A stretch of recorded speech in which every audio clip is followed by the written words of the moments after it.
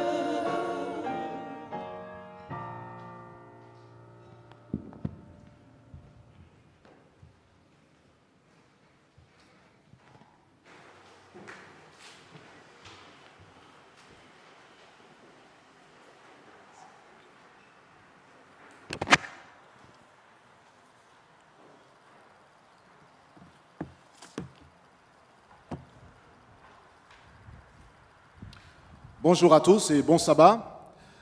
Merci aux chantres de nous avoir entraînés dans ce chant-thème extraordinaire. C'est le moment de travailler pour lui. Est-ce que vous croyez que c'est vraiment le moment? Je crois que c'est le moment plus que jamais. Et je remercie Dieu pour le privilège qu'il nous donne d'être là ce matin. C'est toujours un privilège, et vous m'entendrez toujours répéter cela, de vivre un sabbat ensemble en toute liberté, alors que dans d'autres régions du monde, l'idée même d'avoir ce type de rencontre relève de l'illusion. Je voudrais remercier Dieu pour le privilège qu'il nous donne d'être associés à lui dans cette extraordinaire œuvre de la proclamation de l'Évangile. Et nous ne devrions pas minimiser ce privilège, mais le chérir. Et c'est pourquoi nous disons dans ce chant-thème, c'est le moment de travailler pour le Seigneur. Nous avons commencé notre week-end, l'heure est venue. Nous étions là il y a quelques heures, entre guillemets hier soir, mais nous étions déjà dans le sabbat. Hier soir, nous étions rassemblés ici.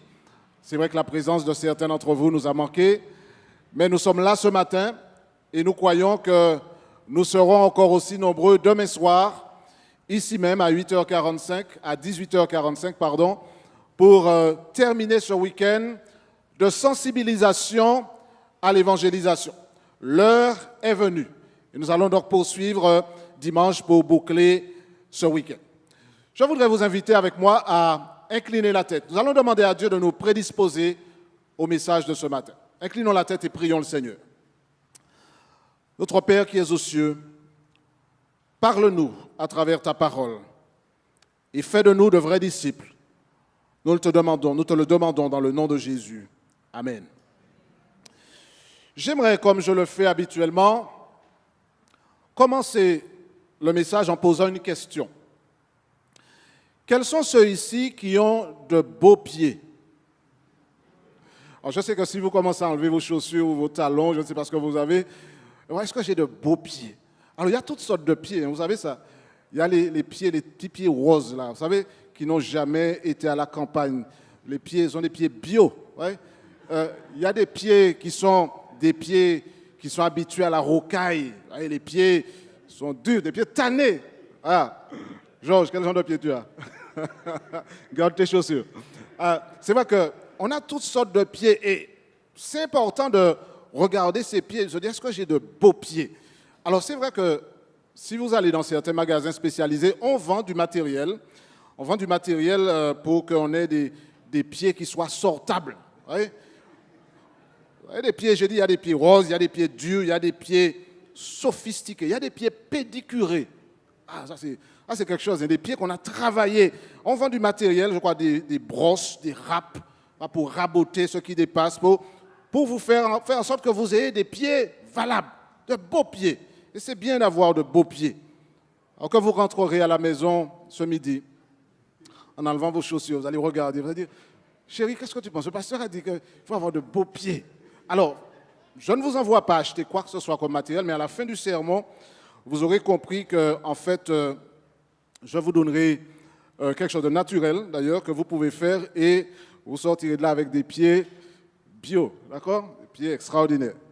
Mon sermon ce matin est intitulé « Sermon pour les pieds ». Sermon pour les pieds. Ça a commencé, en fait, par une sorte de petite vibration. Vous savez, on a commencé à entendre quelque chose qui vous fait dresser l'oreille. Vous n'avez jamais entendu cela? Vous dites, mais j'entends un bruit. Et vous vous arrêtez pour chercher à déterminer la provenance du bruit et de comprendre la sensation qui est en train de vous envahir. C'est comme ça que ça a commencé. Et puis finalement, ça s'est fait un peu plus insistant. Puis on s'est posé la question, qu'est-ce qui est en train de se passer? Et les personnes qui ressentaient cela se sont arrêtées net parce qu'elles ont compris que quelque chose de bizarre était en train de se passer. Jusqu'au moment où il y a eu une terrible explosion. Terrible explosion et de la poussière a commencé à entrer et à envahir l'espace où quelques hommes étaient réunis.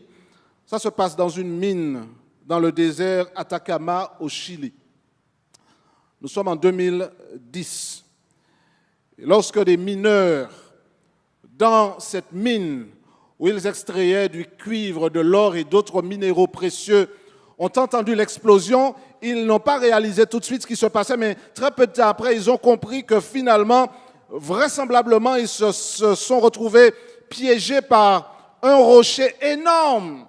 Et ça, ils l'ont compris après, qui s'était détaché de la montagne, un bloc de pierre, mais immense, qui faisait la taille d'un immeuble de 45 étages. Ça vous donne une idée de ce qui leur est tombé dessus et qui a entraîné réaction en chaîne, eh bien une sorte d'avalanche où les différentes couches de la mine ont été simplement écrasées par ce rocher de taille impressionnante qui faisait plus de 770 000 tonnes. Lorsque les mineurs ont réalisé que finalement, ils étaient victimes de ce détachement de rocher qui avait, par réaction au CNHD, avait provoqué leur emprisonnement dans cette mine. Il ne faut pas être claustrophobe. Parce que quand ils étaient dans cette mine, ils ont réalisé très, très vite qu'ils ne pourraient pas sortir simplement par leurs propres moyens. D'ailleurs, l'un d'entre eux a dit après, lorsque nous avons essayé de sortir et nous sommes arrivés, nous avons buté sur une pierre nous avons eu l'impression que c'était la pierre qu'on avait placée sur le tombeau de Jésus. Personne ne pouvait la déplacer. Et puis, dans cette mine, prisonniers, les mineurs ont commencé à se regarder les uns les autres et essayez d'utiliser votre imagination et de vous dire, si j'étais dans cette mine avec ces hommes, n'ayant aucun moyen de sortir, après quelques heures, vous réalisez que vous êtes pris au piège. Le pire, c'est que lorsqu'un jour, 2 jours s'écoulent et que vous êtes toujours dans la mine, vous comprenez que peut-être cette mine sera votre tombeau. Et ces mineurs se sont regardés. L'un d'entre eux s'appelait Gaïe-Guios. S'est dit, je ne reverrai jamais mon petit-fils.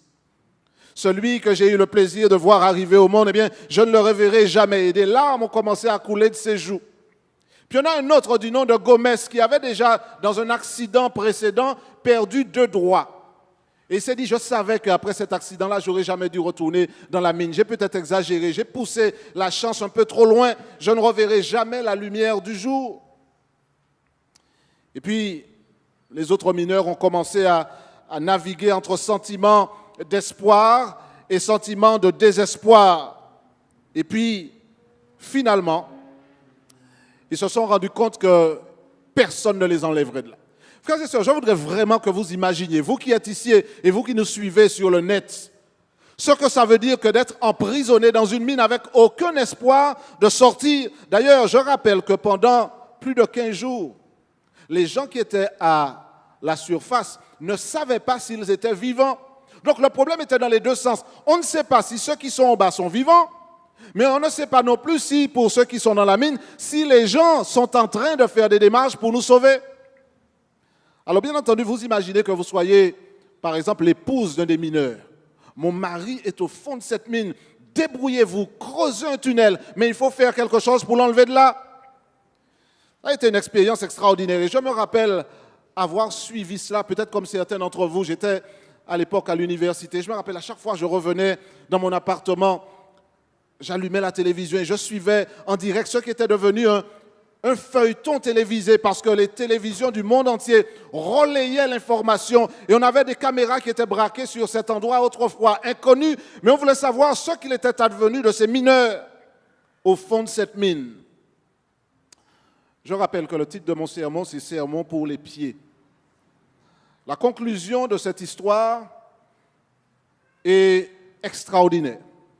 Elle relève du miraculeux puisque le 13 octobre 2010, c'est 33 mineurs chiliens qui pendant 69 jours, je dis bien 69 jours, ont été prisonniers de cette mine. Essayez de rester dans votre chambre enfermé pendant 24 heures. Éteignez la lumière et vous allez comprendre peut-être de très loin ce que ces 33 mineurs ont vécu. Vous connaissez l'histoire, je ne la repasserai pas en détail, en revue, mais vous savez qu'en surface, des préparatifs ont été lancés. On s'est dit, il faut creuser un tunnel, il faut chercher à savoir si ces personnes-là sont encore en vie. Et si elles sont en vie, est-ce qu'on peut faire en sorte de les atteindre et de les faire ressortir? Et on s'est rendu compte que finalement, techniquement, c'était plus compliqué que prévu. On a essayé un premier tunnel et puis on s'est rendu compte que ça ne fonctionnait pas. On a essayé un deuxième. Et pendant ce temps, les 33 hommes sont prisonniers à l'intérieur. Qu'est-ce qu'on fait? Est-ce que vraiment on va voir la mort arriver à pas de fourmis? Est-ce qu'on va voir nos camarades tomber les uns après les autres jusqu'au moment où finalement tous perdront la vie? Ou est-ce qu'il faut garder un espoir que ceux qui sont là-haut se battent pour qu'on puisse sortir de là? Je ne sais pas si vous imaginez ou si vous avez une idée de ce que ça veut dire que d'être prisonnier, de ne pas voir la lumière du jour, de ne même pas savoir si les gens là-haut savent que vous êtes là. Alors après un certain temps, vous connaissez les détails de l'histoire, on a pu entrer en contact avec eux, on a pu établir la communication, mais on ne savait pas si on pouvait les faire sortir parce que les réserves d'eau et de nourriture, ça menuisait. Et à un moment, on s'est dit, eh bien, peut-être qu'on va simplement remonter, si possible, des cadavres. Mais l'histoire se termine bien parce que dans cet endroit que l'on avait appelé le camp Espérance, eh bien, on a rassemblé toutes les forces disponibles. Des hommes, des techniciens, des ingénieurs sont venus et ont rassemblé leur savoir-faire pour faire en sorte qu'un tunnel soit creusé et qu'un ascenseur, façon de parler, soit établi pour qu'on puisse remonter ces personnes. Et c'est ce qui s'est passé le 13 octobre 2010, lorsqu'on a vu apparaître à la surface le premier mineur portant des lunettes de soleil, tant l'obscurité avait rendu leurs yeux sensibles et qu'ils ne pouvaient même pas voir la lumière du jour. Le deuxième est sorti, le troisième, le quatrième, et ainsi, tous les mineurs emprisonnés sont ressortis. La presse s'est emparée de l'événement et c'est devenu la une de l'actualité. Partout dans le monde, on rappelait l'expérience de ces mineurs miraculeusement sortis de ce trou duquel ils avaient été faits prisonniers. D'ailleurs, l'événement était tellement extraordinaire que Hollywood s'est emparé de l'événement et un film a été lancé. On ne pouvait pas rater une si belle occasion puisqu'on a décidé de faire un film. Vous l'avez peut-être entendu parler de ce film avec Antonio Banderas et Juliette Binoche qui rappelait justement cette extraordinaire aventure. Deep Down Dark, le titre d'un livre qui a été écrit. Les mineurs délivrés ont décidé que tout l'argent qui serait récolté puisse provenir du film ou des livres, qu'ils puissent utiliser cela pour pouvoir faire quelque chose de positif avec. Alors je pourrais continuer à vous raconter les détails de cette histoire, mais vous pouvez trouver cela ailleurs. Pour quelle raison est-ce que je vous ai raconté cette histoire? Tout simplement parce que c'est un récit extraordinaire. Quand je revisite cette histoire, je me dis, mais c'est formidable. Mais ce qui est le plus extraordinaire, c'est qu'à la fin, ils ont décidé de raconter leur histoire. On a écrit un livre, on a même fait un film, je vous ai dit. Ils ont décidé de ne pas garder ça pour eux, mais de raconter au monde comment ils ont vécu ces 69 jours au fond du trou. Ce qu'ils ont vécu, le désespoir, l'espoir, le moment où finalement la communication a été établie. Cette histoire relève de l'extraordinaire, du miraculeux, de quelque chose d'inédit. Mais ce que nous savons, que nous devrions savoir, c'est que ce type de situation se produit tous les jours. Ce type de situation se produit régulièrement. Il y a autour de nous, chers amis, il y a des hommes et des femmes qui sont prisonniers d'une mine de dépression, de péché, de déprime.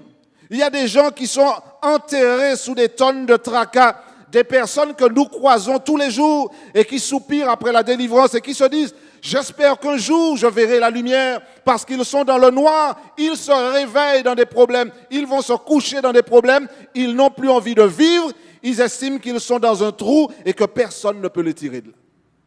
Chaque jour, il y a des gens qui perdent espoir et qui ne savent pas si demain ils auront envie de continuer à vivre. Et ils ne se doutent pas qu'à la surface, il y a des gens qui, comme eux, un jour, ont été ressuscités de la mine de laquelle ils se trouvaient. Ils ne se doutent pas qu'il y a des gens qui, comme eux, un jour, étaient au fond du trou, dans le noir, ne sachant même pas s'il y aurait un lendemain.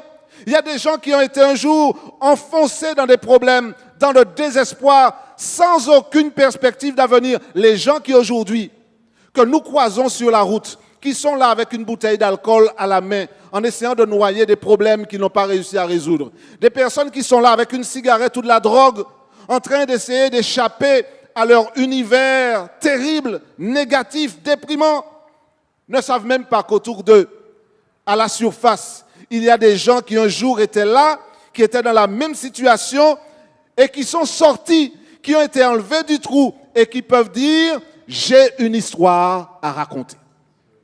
Il y a des hommes et des femmes, et peut-être que parmi nous ici ce matin, et j'espère, je dis j'espère, je suis convaincu qu'il y a parmi nous de ceux qui peuvent dire « oui, moi aussi j'étais au fond du trou ». J'étais là, enterré sous mes problèmes, mais un jour, l'Éternel a envoyé son ascenseur. Il m'a tiré du trou et il m'a fait enfin voir la lumière du jour. Merci Seigneur Jésus pour ta délivrance. La question c'est, est-ce que nous avons décidé d'aller et de raconter notre histoire, d'aller et de dire aux gens qui sont encore dans la mine, enterrés là, que nous y étions aussi et que nous connaissons quelqu'un qui a le secret pour creuser un tunnel et nous faire sortir, ressurgir à la lumière du jour et nous donner une espérance pour notre avenir. Est-ce que nous allons garder l'histoire pour nous? Est-ce que nous allons laisser des histoires comme celles que je vous ai racontées nous voler la vedette? Est-ce que nous allons permettre simplement aux hommes et aux femmes de savoir que des mineurs ont été délivrés de leur prison. Alors que nous avons été délivrés d'une prison encore pire que celle-là. Ce que je viens de vous dire là, ça s'appelle en un mot qui fait partie de notre vocabulaire, l'évangélisation, la proclamation de la bonne nouvelle. Je voudrais ce matin dire de manière claire, nette, mais simple.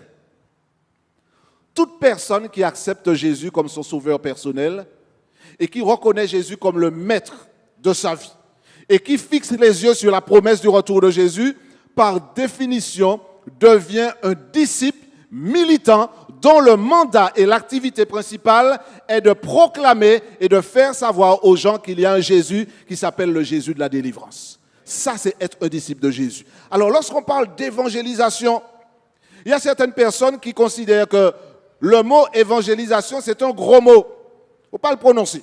L'évangélisation, c'est une corvée. Laissez-moi vous dire clairement que dire aux hommes que j'étais dans le trou et que je suis sorti du trou et que Jésus m'a délivré et que la plus belle chose qui soit, c'est de fixer les yeux sur le Maître, de regarder la lumière du jour et d'attendre le moment où je serai dans l'éternité avec Dieu, c'est la plus belle chose qui soit. Ce n'est pas une corvée, c'est un privilège, c'est une joie de collaborer avec Jésus, chers amis. Alors la question est de savoir pour quelles raisons est-ce que lorsqu'on parle d'évangélisation, plusieurs considèrent cela comme une corvée. Pourquoi considérons-nous l'évangélisation comme une corvée? Pourquoi ne pas nous dire, mais c'est la plus belle chose qui soit? Pourquoi ne pas dire, mais c'est formidable de savoir que Dieu me donne le privilège d'aller partager avec les autres?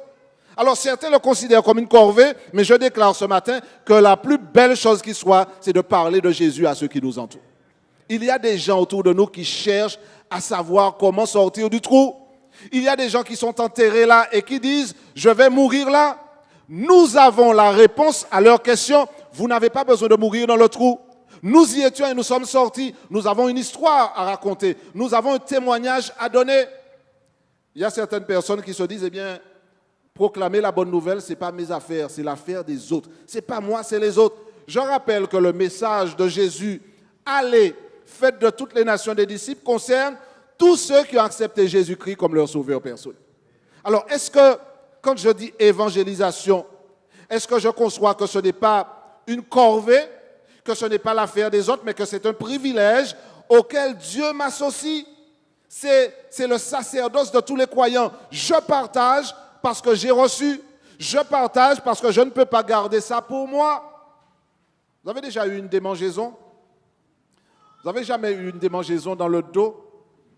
C'est là où c'est le plus intéressant. Parce que c'est là où on fait des gestes, où on essaie de... La main gauche est trop courte pour atteindre, on essaie l'autre main. Et puis finalement, on tombe sur cet objet béni, disent certaines personnes, cette fameuse fourchette à 3 dents, en bois, avec un long manche que l'on prend et puis... Vous avez déjà fait cela? Quand vous passez ça dans votre dos, et puis le sourire qui apparaît sur votre visage, c'est un soulagement. Il y en a même qui crient, qui poussent un cri de joie. Hein? Ça soulage quand on démange, quand ça démange et puis finalement qu'on gratte. L'évangile, c'est comme une démangeaison. C'est-à-dire que je ne peux pas faire autrement. Il faut que j'aille et que je partage avec les autres. Le problème, c'est que parfois, on aime partager, mais pas forcément la bonne nouvelle. Vous savez que dans certains pays lointains, il y a des gens qui aiment partager des milans. Et j'aurais aimé, ce n'est pas une bonne chose de partager des 1000 ans. C'est bien de parler des 1000 ans, du millénium. Ça c'est bien, ça c'est les 1000 ans. Il faut parler des 1000 ans. Mais par contre, les 1000 ans, en un seul mot, dans le petit dictionnaire créole illustré, ce n'est pas la même chose. Il y a des gens qui aiment raconter. Je vais te dire ce que j'ai appris dernièrement, la dernière nouvelle. Tu sais ce qui est arrivé à frère un tel, à sœur un tel? Tu sais où est-ce qu'on a attrapé telle personne? Tu sais, on m'a dit que pasteur un tel, etc. Tout de suite, quand on dit ça, les oreilles sont dressées. On veut savoir les détails croustillants, le reste de l'histoire. Dis-moi plus. Et puis finalement, on se dit, écoute, je te dis ça à toi. Parce qu'il ne faut pas répéter ça. Mais comme je sais que tu es quelqu'un qui ne parle pas, je te dis ça à toi. Alors, ce qui est formidable dans l'histoire, c'est que la personne qui reçoit ce message dit, on m'a dit de ne pas dire. Mais comme toi, je sais que tu ne répètes pas les choses et que toi et moi, oui, donc je te dis ça à toi, mais ne répète pas. Et puis finalement, de Grand-Rivière à Sainte-Anne, la bonne nouvelle des 1000 ans circule et le monde entier sait, avec la complicité des réseaux sociaux, ce qui s'est passé ou qui s'est prétendument passé à propos d'un tel, d'une telle ou de quelqu'un peut-être qui n'existe même pas. La question est de savoir pour quelle raison nous n'avons pas toujours la même démangeaison pour dire aux hommes et aux femmes qui nous entourent, Jésus revient bientôt. Qu'il y a un sauveur qui s'appelle Jésus et qu'il sauve encore aujourd'hui. Passons par mon et par vos et disons-le aux hommes et aux femmes qui sont là et qui ont besoin d'entendre la bonne nouvelle de Jésus. On peut être au fond du trou sans même le savoir. Vous savez, le diable est tellement malin qu'il peut nous mettre au fond du trou et puis il installe l'électricité au fond du trou. Le diable est malin. Il va même vous brancher Internet. Tu peux rester là, il n'y a pas de problème. Il va vous installer la télé, il va vous mettre tout ce que vous avez besoin. Finalement, vous restez au fond du trou, sans savoir que nous n'avons pas été créés pour vivre dans un trou, mais nous avons été créés pour vivre dans la lumière de Jésus, frères et sœurs. Et c'est ça notre message. Disons aux hommes qui nous entourent, aux femmes et aux jeunes qui sont là, que Jésus sauve aujourd'hui et qu'ils ont besoin de rencontrer ce sauveur merveilleux. Nous ne pouvons pas simplement le chanter et puis dire que le chant est beau. Il nous faut aller et puis dire aux hommes que nous rencontrons que ce que Jésus a fait pour nous, il peut le faire pour eux également. Alors parfois, quand on dit évangélisation, certains disent « j'ai pas envie d'y aller ». Comment ne pas avoir envie d'aller dire aux hommes ce que Jésus a fait pour moi? Est-ce que nous avons compris ce qu'il a fait? Est-ce que nous avons compris ce qui nous est arrivé? Est-ce que nous avons compris comment nous étions près de la mort, mais que quelqu'un finalement nous a donné la main pour nous empêcher de nous noyer, pour nous empêcher de sombrer? Alors il y a certaines personnes qui disent « je ne sais pas parler ». Je vous ai dit tout à l'heure que parfois, les gens qui disent ça sont souvent ceux qui savent parler des 1000 ans, ceux qui savent les colporter. On sait parler pour certaines choses et puis pour d'autres choses, on ne sait pas parler. Lorsque je dois parler de Jésus, je n'ai pas besoin d'avoir des diplômes. Je n'ai pas besoin de savoir parler un français châtié. Je le dirai en français, je le dirai en créole, je le dirai avec des gestes, je le dirai avec un mélange de français et de créole, mais je le dirai quand même parce qu'au-dedans de moi, il y a un feu dévorant. Je ne peux pas rester silencieux. Je dois dire ce que Jésus a fait pour moi, frères et sœurs. C'est ça l'évangélisation. Ce n'est pas une corvée. Ce n'est pas l'affaire des autres. Ce n'est pas quelque chose qui doit me faire peur. Je n'ai pas besoin d'avoir peur. Je dois aller et savoir que le Seigneur sera avec moi. Il sera avec moi même lorsque les choses seront difficiles. D'ailleurs, dans 2 Timothée 1, verset 7, le texte ne dit-il pas « Ce n'est pas un esprit de timidité que Dieu nous a donné, mais un esprit de force, d'amour et de sagesse. » Nous ne sommes pas là pour être timides. Nous n'avons rien à craindre. Nous devons dire aux hommes qui nous sommes et ce que nous avons reçu de la part de Christ et comment ça peut transformer leur existence. Tout le monde n'acceptera pas le message. Il y a des gens qui vous écouteront et qui ne comprendront même pas ce que vous direz, mais c'est une semence que vous allez placer. Vous savez, quand on parle de l'évangile, il faut aller avec la force que Dieu nous donne. Vous avez peut-être des personnes qui vous disent, mais comment est-ce que je peux prêcher l'évangile là? Vous savez, je ne me pose pas ce genre de questions. Ce que Dieu a mis dans mon cœur est tellement fort que là où je suis, avec la sagesse que Dieu me donne, je dis aux hommes, je témoigne parce que je n'arrête jamais d'être un témoin pour Jésus, frères et sœurs. J'ai eu l'occasion de dire à quelqu'un, il y a peut-être une quarantaine d'années de cela, je travaillais en France à l'époque, et dans cette entreprise-là, j'ai dit, il faut que je partage ma foi. Et j'ai dit à mon collègue, tu sais, je suis adventiste. Il m'a dit, tu es quoi? Je lui ai dit, je suis adventiste. Et il n'avait pas compris. Et il croyait que j'étais malade, que j'étais asthmatique ou quelque chose comme ça. Il m'a dit, mais non, je lui ai dit, non, je suis adventiste. Et j'ai pris le temps de lui expliquer que ça veut dire que j'attends le retour de Jésus. Et puis j'ai fait une mini-étude biblique avec lui. C'est peut-être le dernier endroit où on aurait espéré faire une étude biblique. Ça se passe dans une cellule, c'est pour le gouvernement qu'on travaillait à l'époque. Et j'ai dit, je partage le message. Parce que là où je suis, je dois proclamer la bonne nouvelle. Il m'a écouté comme si je lui parlais de quelque chose de bizarre. Et il n'a même pas capté ce que je lui ai dit.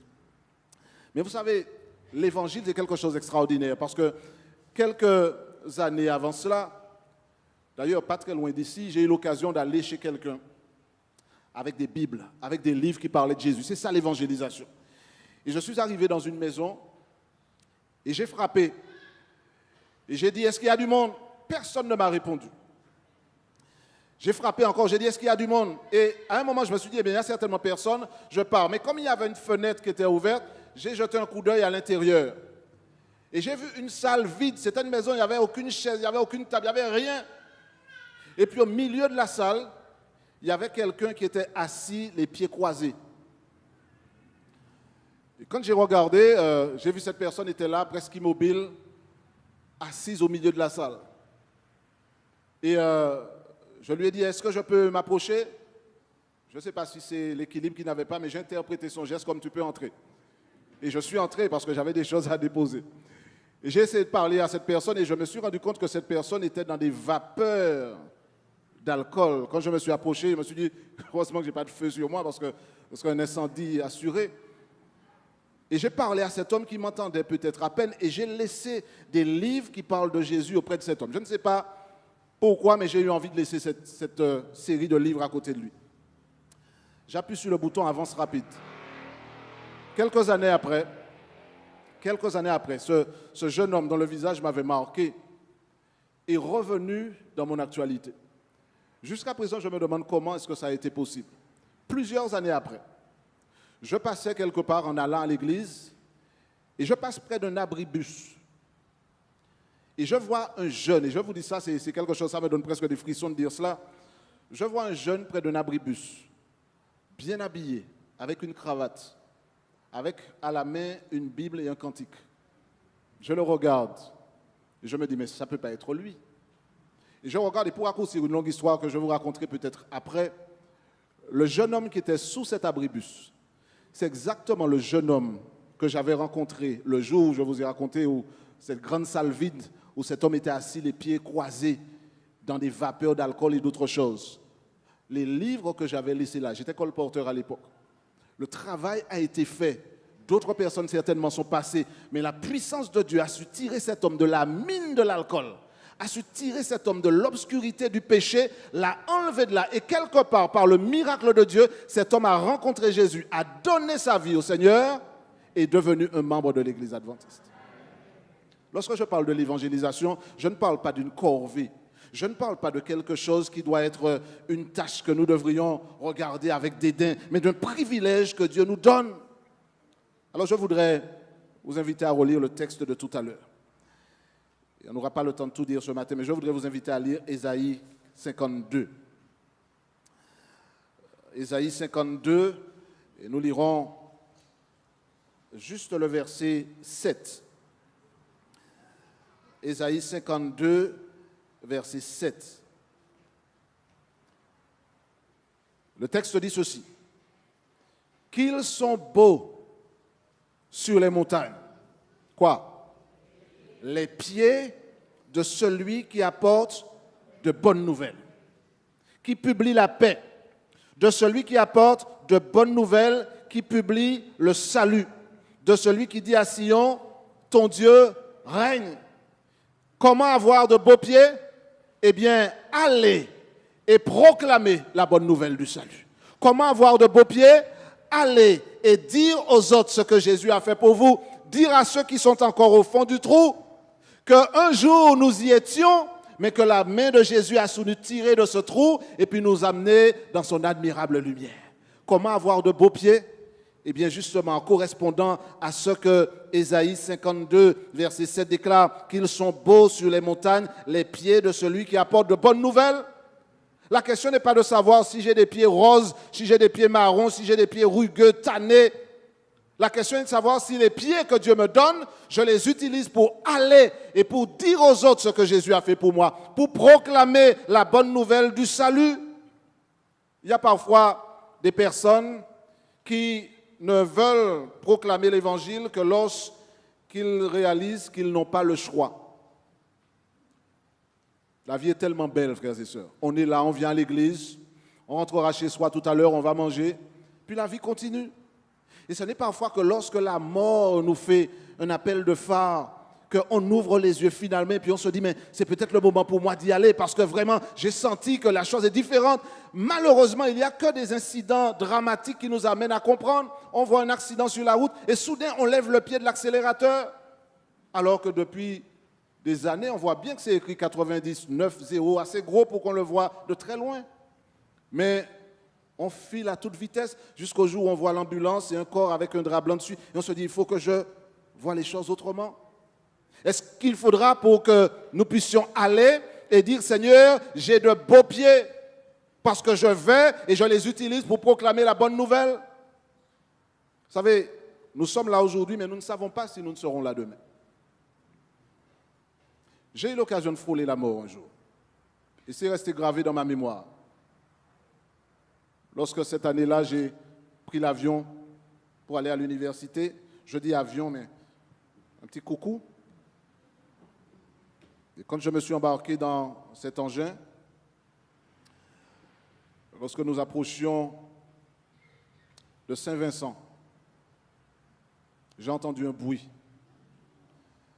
Ceux qui me connaissent savent que quand je m'embarque dans ces engins-là, je le fais avec crainte et tremblement. Et j'ai entendu, boum! Je n'ai pas compris. Mais j'ai compris tout de suite après, parce que j'ai regardé par la fenêtre. Et puis j'ai vu que l'une des deux hélices de l'avion dans lequel j'étais, qui est censé tourner, hein, qui était arrêtée là et qui me regardait comme ça. J'ai dit, mais c'est censé tourner, pour que l'avion vole, il faut que ça tourne. Alors, j'ai regardé tout de suite de l'autre côté, j'ai regardé si l'autre tournait encore. Heureusement, ça tournait. Et puis pour ne pas arranger les choses, le capitaine a pris la parole et dit, mesdames et messieurs, nous avons eu une explosion dans un moteur, un incendie dans un des moteurs, mais ne vous inquiétez pas, nous allons faire un atterrissage en catastrophe à Saint-Vincent. C'est ce qu'il ne fallait pas dire. Vous avez vu, j'ai commencé à voir autour de moi des gens qui ont commencé à crier. Je vous avoue, je confesse humblement, ne répétez pas ça. Comme je sais que vous ne parlez pas, je vous dis cela. J'ai demandé à Dieu pardon pour tous les péchés que j'avais commis. Même les péchés que je n'avais jamais commis. J'ai demandé pardon. J'ai demandé pardon pour vos péchés, pour les péchés du monde entier. Parce que je me suis dit, la mort est en train de faire des appels de phare et là, c'est le moment d'être droit. Donc j'ai confessé tout. Et puis, vous savez, c'est le genre d'image qu'on voit dans les films et qu'on n'aime pas voir. Quand l'avion, le pilote a dit, ne vous inquiétez pas, l'avion est fait pour voler même avec une seule hélice. Très, très rassurant, hein, ça. Très rassurant. Quand vous regardez, vous voyez l'autre là, je dis, si l'autre s'arrête. Ah, c'est pas bien ça. Hein. Et puis finalement, quand on s'est apprêté à atterrir, on a vu des pompiers sur la piste. C'est le genre d'image qu'il ne faut pas voir. Et quand vous avez des pompiers, ça veut dire que ce n'est pas clair. Puis ils étaient là en train de nous attendre. Finalement, nous avons atterri. Si je suis là, c'est qu'on a bien atterri, pas vrai? Amen, amen. Et puis finalement, on a regardé quand on nous a mis en transit et puis on a dit, ne vous inquiétez pas, on a appelé des mécaniciens qui vont réparer la chose. Et on a vu des gens aller en train de jouer dans l'hélice qui s'était arrêtée. Les passagers ont dit, on ne remonte pas dans ça du tout. Non, vous voyez des gens avec des tournevis en train de dire, on va régler ça. On a dit, non, on ne monte pas dans cela. Et on a dû attendre la nuit très tard. On a fait venir un autre avion, etc. Bon, c'est une longue histoire. Mais tout cela pour dire quoi? Que parfois, lorsque la mort nous chatouille, nous devenons soudain saints, missionnaires, volontaires. Nous devenons motivés. Nous marchons droit. Nous devenons des bons chrétiens, des chrétiens bio. D'accord? Purs, sans mélange ni conservateur. Nous devenons des chrétiens avec des pieds extraordinairement beaux. Nous sommes prêts à aller. Pourquoi? Parce que nous avons senti la mort de près. Ce matin, ce sermon pour les pieds est une invitation à avoir de beaux pieds. N'allez pas vous précipiter chez les pédicures, même si que le Seigneur les bénisse puisqu'il faut qu'ils travaillent, mais n'allez pas vous précipiter dans les magasins pour acheter toutes les brosses ou les râpes pour pouvoir faire en sorte que vos pieds soient doux, légers, roses et beaux à regarder et qui rentrent bien dans la chaussure. Les beaux pieds ne sont pas ceux qui sont doux au toucher nécessairement. Ne sont pas ceux qui ont été limés, râpés, pédicurés, lavés, sophistiqués. Mais ce sont des pieds qui se sont mis au service du Seigneur Jésus. Des pieds qui se sont levés pour aller et pour dire aux gens, j'étais au fond du trou, j'étais dans le noir, mais Jésus m'a enlevé de là. Il m'a pris par sa main, il m'a fait apparaître dans son admirable lumière, il m'a dit, à ton tour, toi, va et dis-leur. Et je pourrais dire de toi qu'ils sont beaux, les pieds de frère un tel, Qu'ils sont beaux les pieds de sœur Antel qui va par Mont et par Vaux en Martinique ou ailleurs, qui va porter la bonne nouvelle, qui va proclamer la paix de Jésus et qui va proclamer le salut et le retour prochain de Jésus. Que pourrais-je vous souhaiter ce matin? À vous qui êtes ici et à vous qui nous écoutez par le biais du net. Soignez vos pieds, prenez soin de vos pieds, utilisez-les, ayez de beaux pieds, ayons de beaux pieds et proclamons la bonne nouvelle parce que Jésus revient bientôt. Que le Seigneur nous bénisse et que sa parole demeure dans le cœur de chacun d'entre nous.